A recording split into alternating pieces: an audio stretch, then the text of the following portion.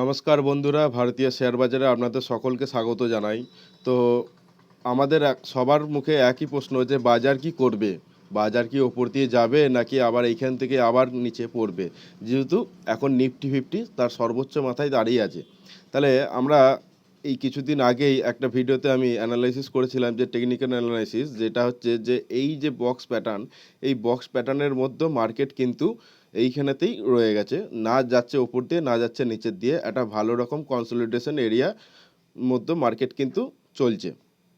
তাহলে এই consolidation area কবে কাটবে আর কি হবে সেটা আমরা একটু যদি অনুমান করি আগে থাকতে, তাহলে দেখুন, মার্কেট সবসময়ের জন্য পরিবর্তনশীল, ঠিক আছে? তো আমরা সবসময়ের জন্য অনুমান করব যে মার্কেট কি করতে পারে, আর সেই অনুমানের ওপরেই আমাদের সমস্ত কিছুটা থাকবে। আর এইখানেতে দেখি যে, দেখুন যে আজকে আগের সপ্তাহটাতে দেখুন একটা ভালো রকম মার্কেট কিন্তু পড়েছিল, প্রায় আপনার 2.373% মতো ফল হয়েছিল। তারপরে কি করলো, এই লাইনটার কাছে এলো, মানে যেটা আমাদের এক প্রকার বলতে গেলে সাপোর্ট লাইন 25,660 লেভেল। তো লাইনটাকেও কিন্তু আজকে যেমন এই ডেলি চার্টটা, আজকে দেখুন যে লাইন থেকেও কিন্তু পড়ে গেছিলো। পড়ে যাওয়ার পরে কিন্তু একটা ভালো রকম একটা বাইং ক্রিয়েট করে। তো যার কারণে এখান থেকে বোঝা যাচ্ছে যে কোথাও না কোথাও এই লাইনটাতে, মানে যে আমাদের সাপোর্ট লাইনটাতে বায়াররা অ্যাক্টিভ হয়েছে।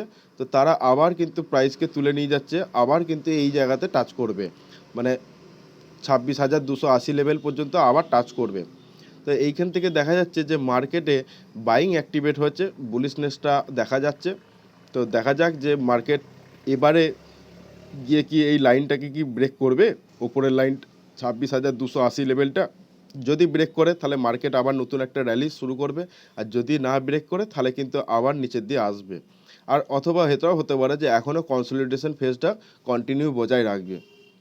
তো আমাদের এই সিম্পল অ্যানালাইসিস থাকবে, যদি ব্রেক করে ওপর দিয়ে তাহলে আবার নতুন র্যালি স্টার্ট হবে, যদি নিচের দিয়ে ব্রেক করে তাহলে কিন্তু আবার একটা মোটামুটি একটা কারেকশন দেখা যাবে। আর না হলে মার্কেট কিন্তু এই কনসলিডেশন ফেজটা কিন্তু কন্টিনিউ বজায় রেখে এই ট্রেন লাইনটাকে আবার সাপোর্ট নিয়ে কিন্তু ওপর দিয়ে উঠে যাবে। এই যে ট্রেন লাইনটা যদি এরকম কনসলিডেশন ফেস করে তাহলে এই ট্রেন লাইনটার কাছে আসবে, দিয়ে আবার ট্রেন লাইন ধরে আবার ওপর দিয়ে যেতে পারে। তো এই কটা দিক আছে, জাস্ট আর কিচ্ছু নয়, সিম্পল।